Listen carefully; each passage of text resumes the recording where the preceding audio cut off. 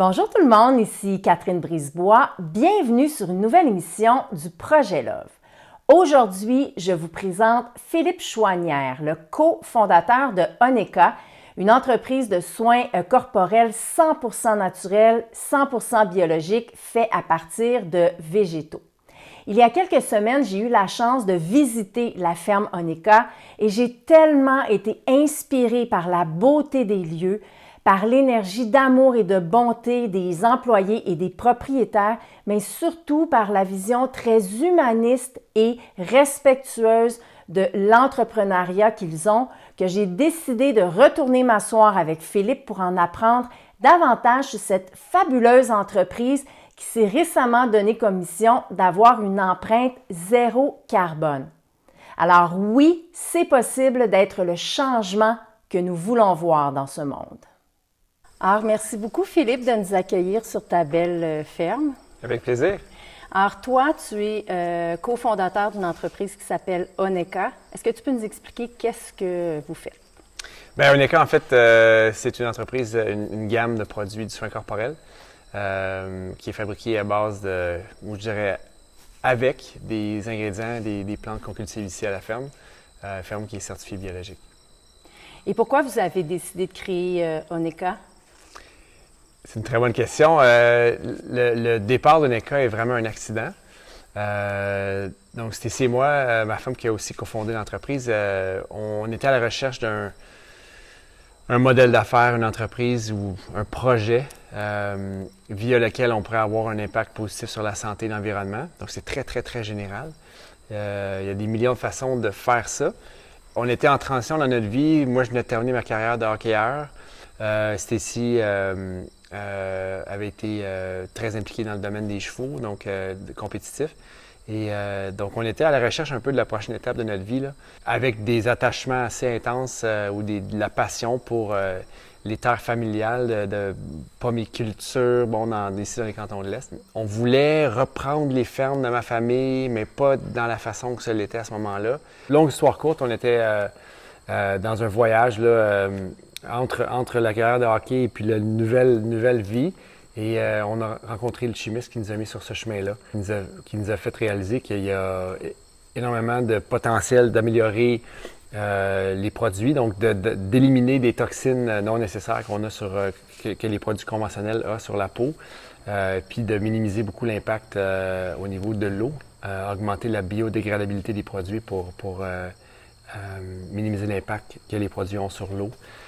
Puis éventuellement, bien sûr, de réduire la quantité de plastique qu'on utilise avec des contenants qu'on utilise puis qu'on jette fois après fois, là. Donc voilà. Mais en gros, juste pour revenir un petit peu, les produits Oneka, donc c'est des produits de soins corporels qui ont aucun additif. Est-ce que tu peux élaborer sur la particularité de Oneka? C'est sûr que le mot naturel est beaucoup utilisé. Pour nous, ce que ça veut dire, c'est qu'on se base sur un site web qui s'appelle Skin Deep. On a des barèmes de toxicité, si tu veux, qu'on ne dépasse pas, là. Donc, eux, ils cotent des ingrédients de 0 à 10. 1 à 10, si tu veux. 1 étant très, très, très, très, très non toxique, très naturel. Et 10 étant hyper toxique. Fait que nous, on n'a rien qui dépasse 4.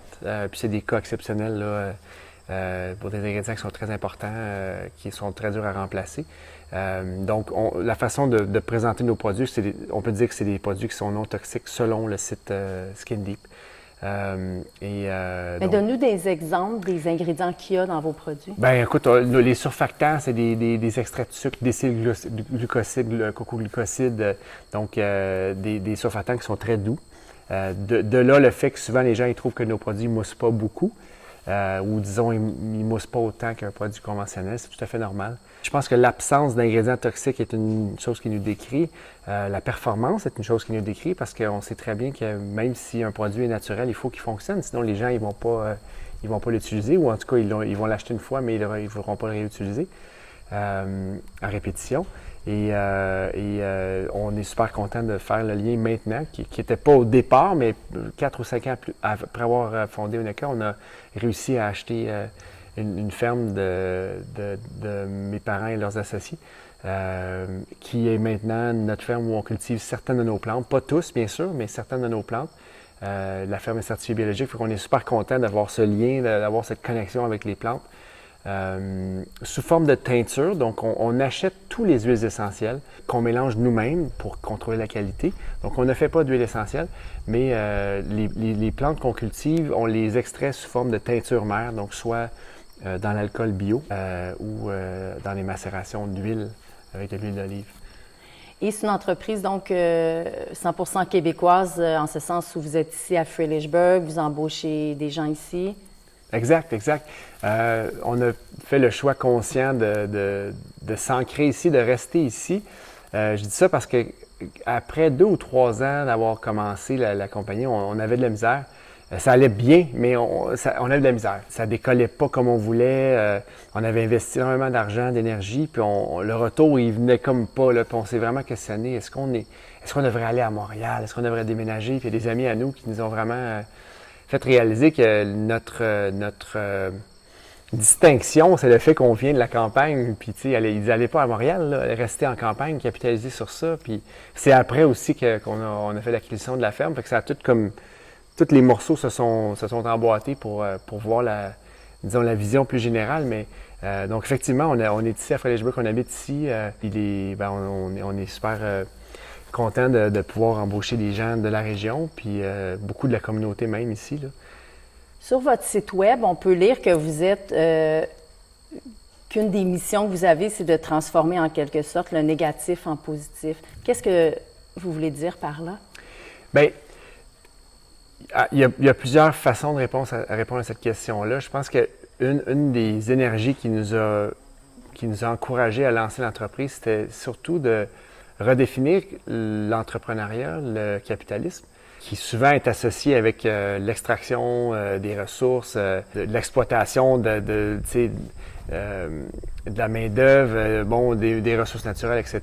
Puis une obsession sur le profit absolu comme étant le but ultime et tout ça. Puis on se dit, dans le fond, tu sais, l'entrepreneuriat puis le capitalisme peut être une force très positive, dans le sens que, oui, elle a fait beaucoup de dommages dans le passé, mais c'est aussi la ressource. Il y a une citation qu'on a beaucoup aimée d'un livre qui s'appelle Stirring It Up de l'auteur Gary Hirshberg, qui a fondé l'entreprise Stonyfield Farms. Ils font du yogourt biologique dans l'État de New Hampshire. Puis dans son livre, il dit que, dans le fond, le capitaliste, c'est la force qui nous a amenés dans cet état de déséquilibre, mais c'est aussi la force qui peut nous ramener dans un état d'équilibre, parce que le monde des affaires a les ressources, l'agilité, la capacité d'agir et de décider rapidement. Donc la responsabilité, en fait, de rééquilibrer les choses. Puis nous, c'est ce qui nous intéresse, dans le fond, de bâtir et de se servir d'une entreprise pour rééquilibrer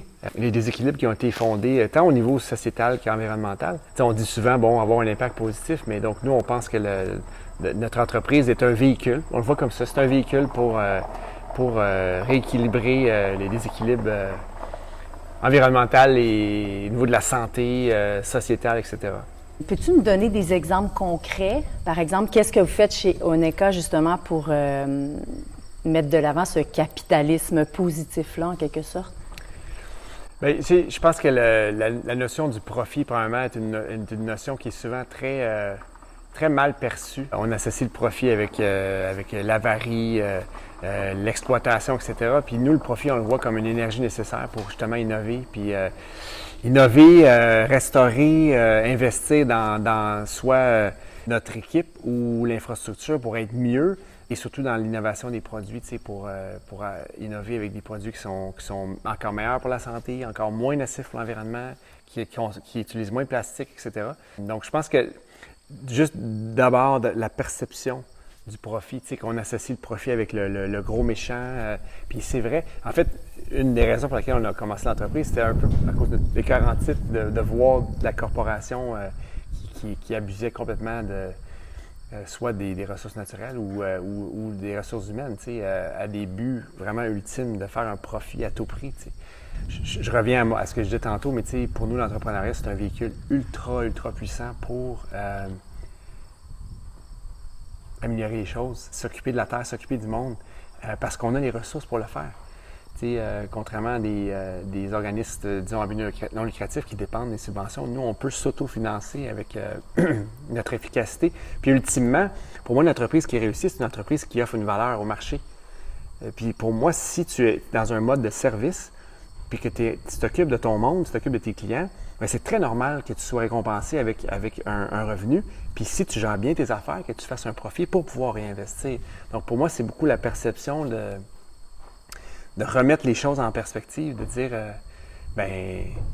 OK, on fait un profit, mais on s'occupe du monde, on répond à un besoin versus faire un profit aux dépens des gens ou de la planète. Ça, je pense que c'est très, très important comme... Fait que en étant général comme ça, mais concrètement, on fait des choix. C'est beaucoup, après ça, avec cette philosophie-là, mais c'est des choix.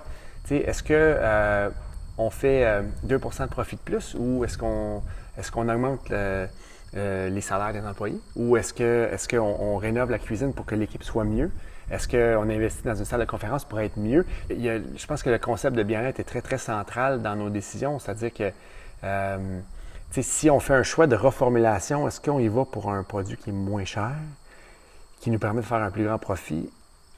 Ou est-ce qu'on y va avec une meilleure qualité pour offrir un produit qui est moins toxique, encore meilleur pour la santé, Donc, c'est beaucoup, je pense que la philosophie d'utiliser le capitalisme pour une force positive vient dans toutes ces décisions-là. Quand tu es motivé par le profit, tu ne prends pas les mêmes décisions. Ça nous prend un profit, c'est l'énergie, c'est notre sang, c'est normal. Mais si c'est la seule chose qu'on veut, on coupe des coins partout, puis ça finit qu'on est en mode extraction, Fait qu'on veut créer de la valeur, puis le profit est une conséquence de cette valeur-là qui est créée parce qu'on a bien géré nos affaires, Pas parce qu'on a exploité le monde. Personne n'a besoin de perdre pour qu'on gagne. Ça, je pense fondamentalement, ça décrit beaucoup notre philosophie, c'est que on se dit, si nous, on fait notre job, qu'on crée de la valeur, qu'on répond à un besoin, il n'y a absolument personne qui a besoin de perdre pour que nous, on puisse réussir, puis de générer un revenu, puis une marge nécessaire pour vivre dans le temps, puis surtout régénérer, puis réparer, puis restaurer, puis pouvoir investir dans l'entreprise pour continuer la mission d'offrir une valeur, là. Bien, justement, je veux qu'on en parle de ça aussi. Vous parlez que vous êtes une entreprise durable. Qu'est-ce que ça veut dire, ça?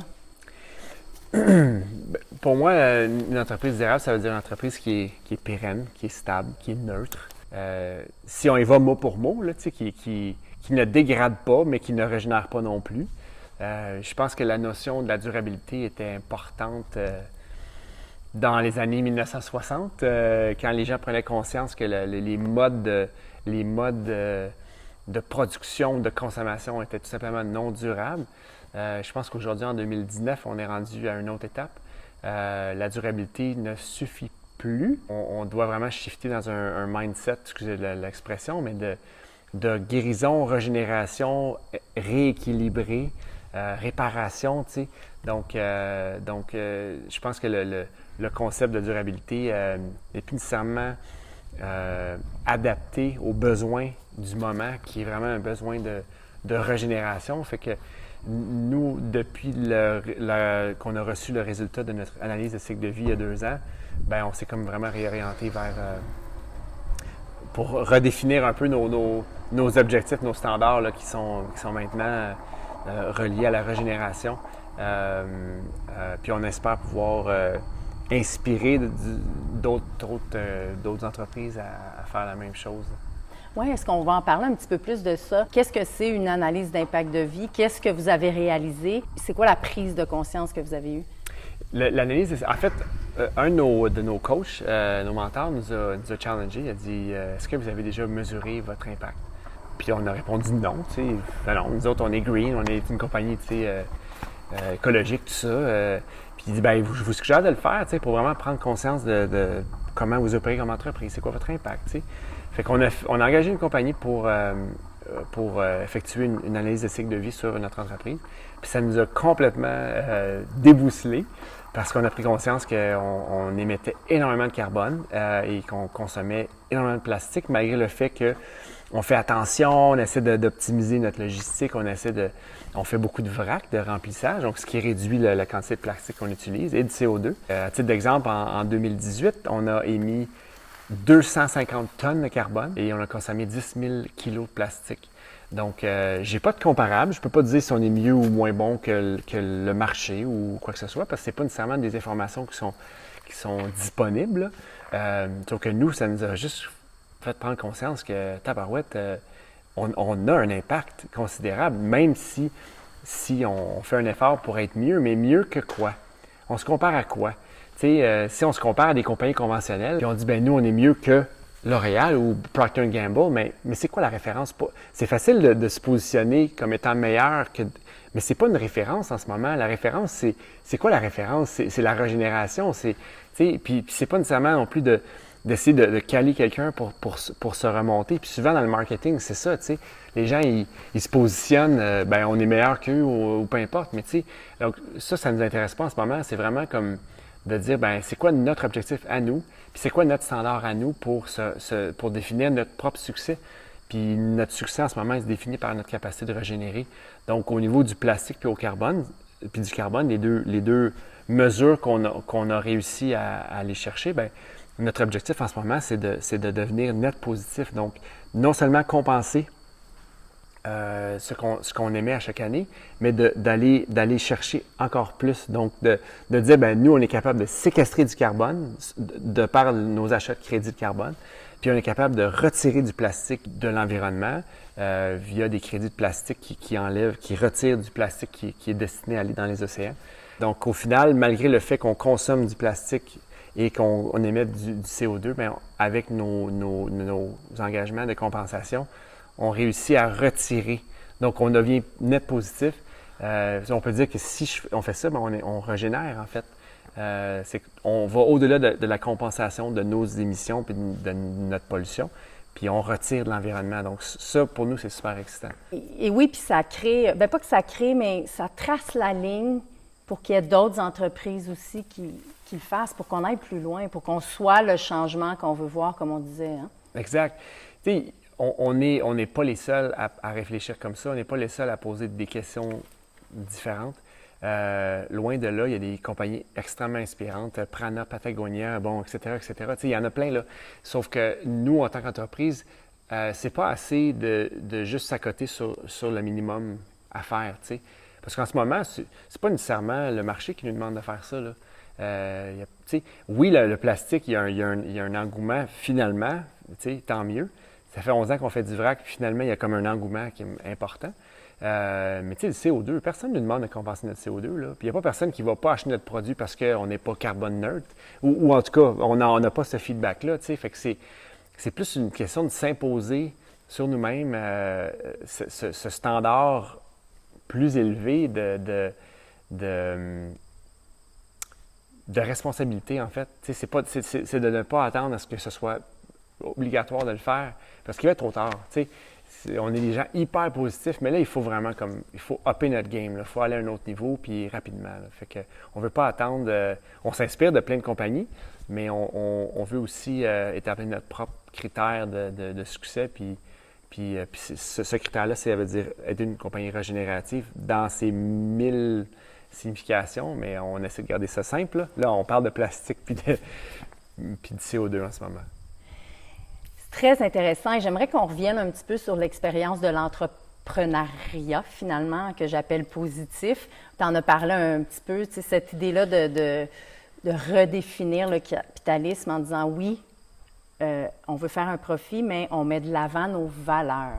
Qu'est-ce qui a été particulièrement difficile dans ce cheminement-là? Parce que forcément, il y a eu des obstacles. Et comment vous avez fait, Stacy et toi, pour surmonter ces obstacles-là? C'est sûr que notre privilège à nous deux, c'est le fait de travailler ensemble. C'est le fait d'avoir fondé l'entreprise ensemble et d'être encore ici ensemble. Puis sans elle, moi, je ne serais pas ici. Sans moi, elle ne serait pas là. Fait que c'est vraiment une synergie commune, dans le sens que les deux, on profite de nos forces, de nos complémentarités. Puis tu sais, tout ça, c'est parti, on était d'abord des amoureux, puis un couple avant de fonder l'entreprise. Fait que je pense que notre entreprise est beaucoup fondée sur cette force-là, cet amour-là. Je parle de ça parce que c'est fondamental à comment on a surmonté tous les obstacles qu'on a fait face. Puis, tu sais, très honnêtement, il y a un bout où on s'est posé la question, là, on va-tu toffer, là, tu sais? Puis sans un et l'autre, tu sais, à un moment donné, c'est comme tu dis, ben là, ça fait 3-4 ans que on travaille comme des malades, puis on a encore une deuxième job, puis tu sais, on va-tu y arriver, tu sais? Ça, en soi, je pense que d'avoir traversé cette période-là où tout est nouveau, que tu fais plein d'erreurs, on a fait des mauvais investissements qu'on a dû transporter, le coût de tu sais, c'est de l'argent que tu dois repayer, mais qui n'a plus aucune valeur nulle part, ça disparaît, tu sais, parce que tu as fait des mauvais investissements, quoi que ce soit. Donc, je pense qu'à la base, le fait d'être ensemble nous accompagne depuis le début. Des défis, écoute, on a fait des mauvais partenariats. Puis, tu sais, des fois, bon, tu penses que quelqu'un est comme ça, ou peut-être qu'eux pensent que nous, on est comme ça aussi, tu sais. Je dis pas que c'est one way. Puis, au final, tu sais, tu passes quelques années à faire un truc avec une personne ou un groupe ou une compagnie, puis finalement, il y a toujours des apprentissages là-dedans, mais tu sais, c'est des défis, tu sais, tout le monde veut que ça aille bien tout le temps, mais tu sais, c'est pas toujours la réalité, dans le sens qu'il y a tout le temps des améliorations, des changements, des ajustements à faire. Tu sais, là-dedans, je pense que Stacy et moi, on est ensemble. On a maintenant une équipe, fait que tu sais, on s'accote un sur l'autre, on se parle, on essaie d'être très vulnérable dans tout ça, tu sais, puis de le vivre de façon humaine, parce que tu sais, c'est facile de se fermer, puis tu sais, de prétendre que tout est beau, mais dans le fond, on est bouleversé ou on est tendu. Ça fait que on essaie d'être vrai dans tout ça, puis de ne pas répéter les mêmes erreurs. On a fait plein d'erreurs, fait qu'on est riche de ça, mais l'important, c'est de ne pas les refaire, là. On s'est fait souvent dire ça par des mentors, fais des erreurs, mais fais-les pas deux fois.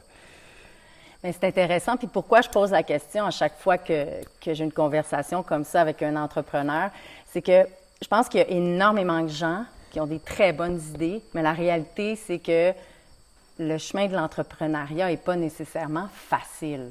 C'est ça la réalité, il faut pouvoir faire face aux obstacles. Donc, si tu avais comme ça spontanément peut-être 3 conseils ou si toi, tu devais mentorer les gens qui nous regardent, qu'est-ce que tu leur dirais comme ça spontanément pour que les gens aillent de l'avant avec leurs belles initiatives? C'est une super bonne question, puis je pense que tu fais un bon point, c'est que être un humain implique toutes sortes de défis. Tu sais, être un entrepreneur ou l'entrepreneur, je pense que c'est des défis qui sont concentrés, c'est-à-dire que je pense qu'être parent, c'est aussi un chemin où tu es garanti d'avoir des défis. Je pense que quand le fondement ou la motivation qui est derrière un cheminement d'entrepreneuriat est ancré dans la passion, donc d'être passionné envers ce que tu fais, d'avoir un sens à ce que tu fais. Ça semble super simple comme perspective, sauf que quand tu es passionné avec ce que tu fais, le défi, c'est un défi, c'est une petite montagne, c'est pas un mur. Tu sais, tu trouves toujours une façon ou l'inspiration ou l'énergie pour surmonter parce que tu es passionné. Tu sais, oui, écoute, des fois, bon, manque de sommeil, stress, tu sais, au final, un entrepreneur sait ce qu'un entrepreneur vit parce que tu sais, on vit toutes les mêmes affaires, là. Mais je pense que quand tu es ancré quand tu es motivé par la passion, une passion de l'entreprise ou du produit ou du service ou de la satisfaction que tu donnes à tes clients ou peu importe, mais quand la passion est très présente, ça l'adoucit beaucoup les bosses de défis selon moi. Puis pour moi, ce serait de partager ma conviction que quand on a un projet avec lequel on est passionné, bien, tous les défis viennent avec l'inspiration et les ressources pour les surmonter, là. Puis toi, comment tu fais pour t'inspirer justement? Qu'est-ce qui t'inspire, toi? Pas mal d'affaires. En fait, je suis peut-être trop inspiré souvent. Je dis ça dans le sens que mon défi à moi, c'est pas d'être inspiré, c'est plutôt d'être focusé.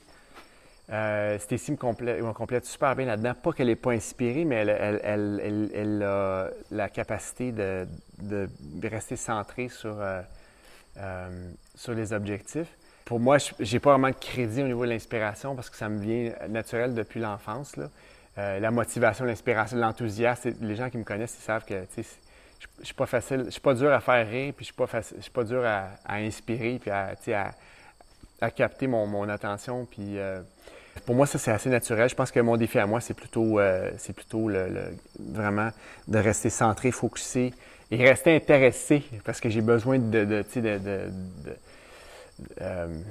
comment je pourrais dire, de stimulation, etc. Mais là, j'ai trouvé ma stimulation dans la constance puis le focus, là.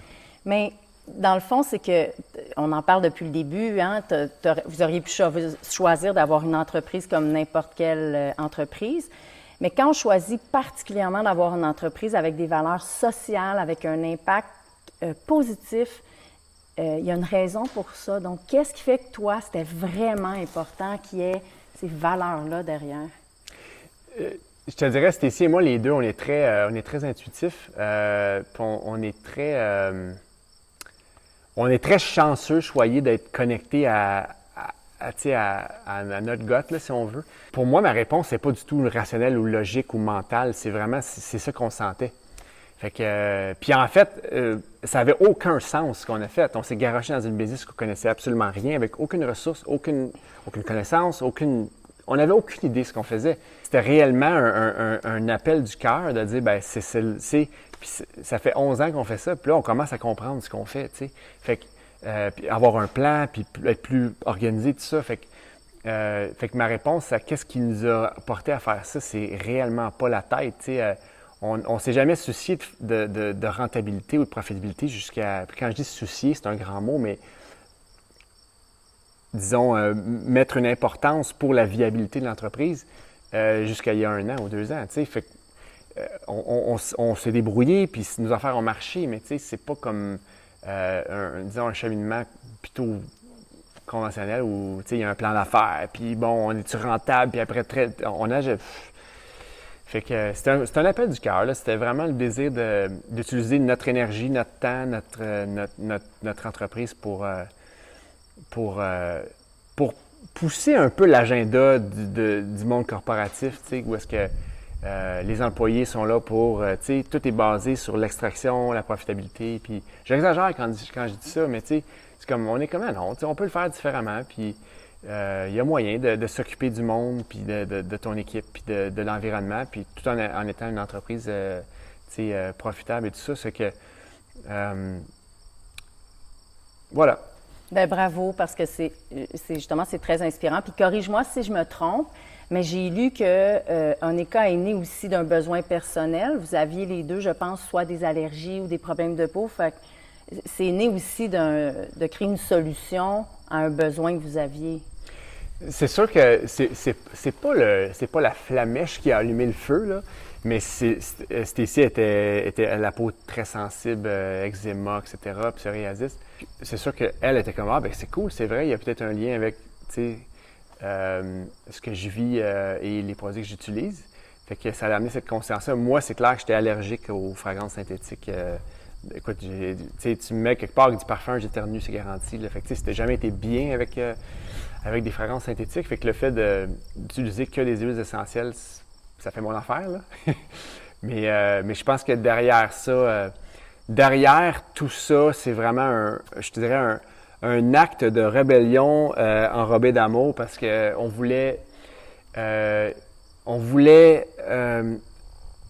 repousser les frontières que l'entrepreneuriat ou le monde corporatif avait établies avec intégrité. Je pense qu'il y a un petit peu d'énergie rebelle avec tout ça, mais rebelle de bon goût, tu sais, versus pour faire mal ou peu importe. Ouais. Mais un acte de rébellion avec intégrité dans le sens que sans tricher, sans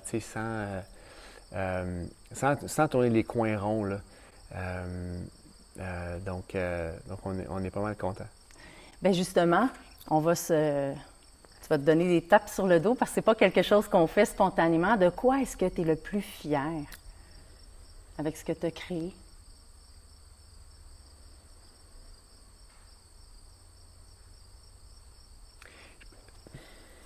Je pense que écoute, j'ai plein de choses qui me viennent à l'esprit, mais tu sais, c'est beaucoup, je disais tantôt, mais tu sais, en dessous de l'entreprise, c'est ma relation avec Stacy. Puis, j'avais pas toujours la conviction avant de commencer l'entreprise que c'était possible d'être heureux avec tu sais, ton amoureuse ou ton amoureux dans un contexte entrepreneurial parce qu'il y a plein de stress. Puis, tu sais, c'est facile de se laisser emporter dans toutes sortes d'habitudes, pas nécessairement saines et tout ça.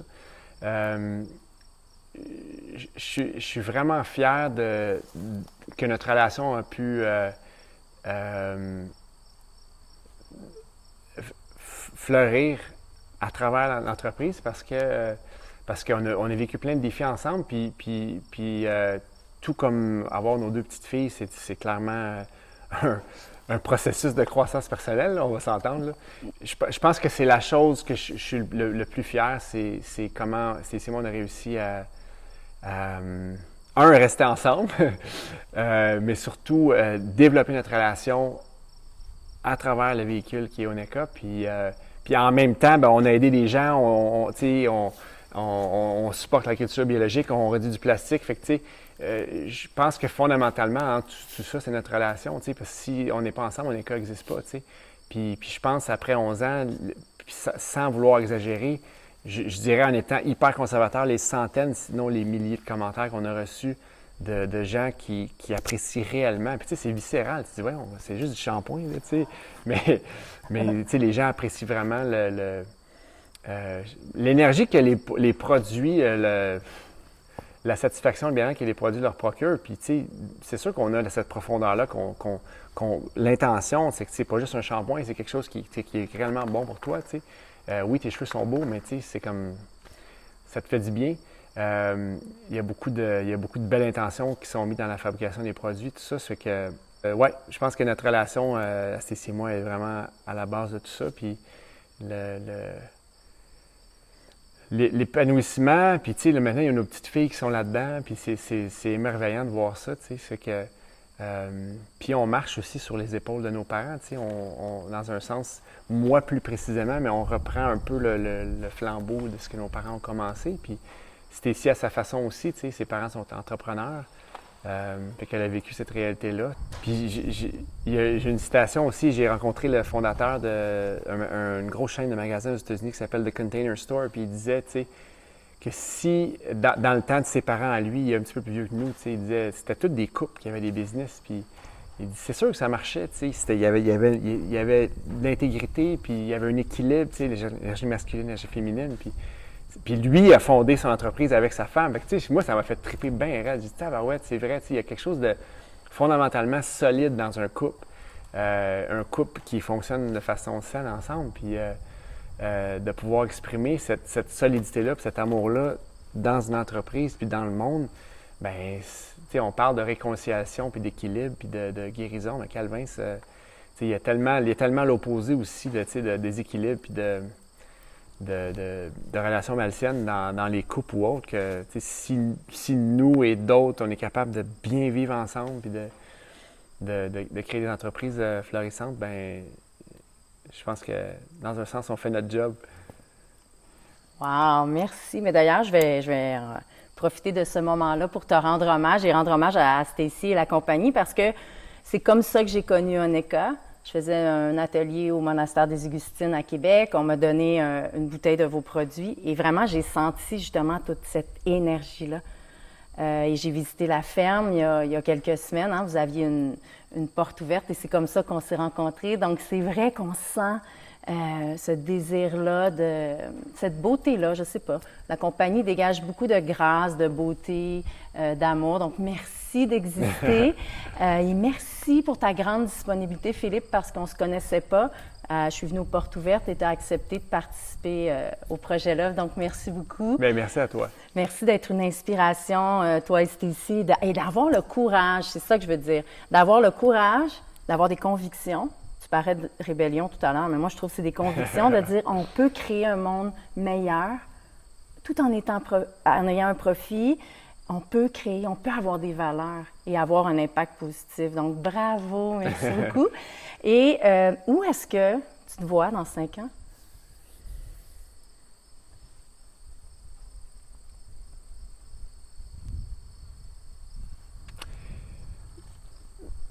Même place, version évoluée.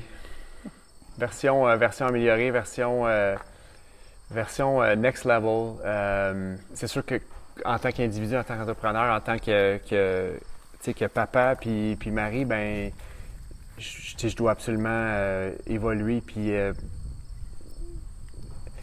prendre l'expansion personnelle à tous les jours, à tous les années, à tous les mois pour être meilleur, pour être plus efficace, pour avoir un impact plus grand au niveau personnel. Puis par défaut, ben, je pense que CCTC a cette même ambition. Je pense que notre équipe a aussi cette ambition. Puis on veut juste multiplier l'impact qu'on a, si on peut créer une inspiration, si on peut servir plus de monde, retirer plus de plastique. Le plastique est fondamentalement dans le centre de notre vie en ce moment, là. Mais d'amener du plaisir avec tout ça, je pense que c'est ça la clé. C'est tellement facile dans l'ère dans laquelle on est, avec les médias sociaux qui véhiculent beaucoup de réalités, mais qui sont très lourdes à digérer. Puis surtout dans notre industrie, dans notre environnement, on est constamment bombardé par ces nouvelles-là. De garder une légèreté puis un plaisir, je pense que c'est beaucoup ça. Là, on a un travail hyper important à faire, mais il ne faut pas se prendre trop au sérieux parce qu'il faut quand même vivre et être heureux. Donc dans 5 ans, ben, je veux avoir continué la progression, l'amélioration, l'expansion d'Oneca comme véhicule, comme solution à l'environnement, à la santé. Puis pas oublier qu'on est là pour s'amuser aussi, parce qu'on est là pour vivre une vie. Hein? Puis, mais sans oublier l'important travail qu'on a à faire. Là. Fait que, je te parle de quoi de très général, mais je pense que c'est ça qui me vient à l'esprit. Les détails, ils vont tous se placer. Là. Juste, c'est ça. S'amuser, puis continuer à avoir le gaz dans le fond pour matérialiser ce changement-là qu'on vit en ce moment. Ouais, bravo. Moi, j'appelle ça l'action inspirée. Hein? De la joie, de la légèreté. C'est bon pour la santé. Plus on a de l'énergie, plus on peut créer le changement. Yes. Et le nom de l'émission en terminant, ça s'appelle « Oui, c'est possible ». Spontanément, ça veut dire quoi pour toi, « Oui, c'est possible » ? Ce que ça veut dire pour moi, c'est quand tu es très, très, très clair avec ce que tu veux, même si ça semble, même si tu n'as aucune idée comment le matérialiser, ben si tu t'engages à le faire, puis que tu t'enlignes tes pensées, tes émotions avec ça, c'est sûr que ça se réalise. On a ce pouvoir-là, tout le monde. Reste assis sur ton ballot de foin. Ça finit toujours avec un câlin, cette histoire-là.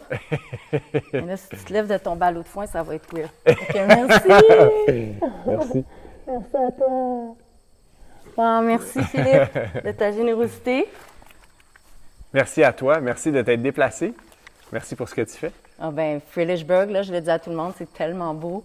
Puis longue vie à Oneca, longue vie à Stacy, toi, vos projets. Puis merci d'être un changement positif et surtout, comme tu disais, d'apporter des solutions. Merci. Merci beaucoup.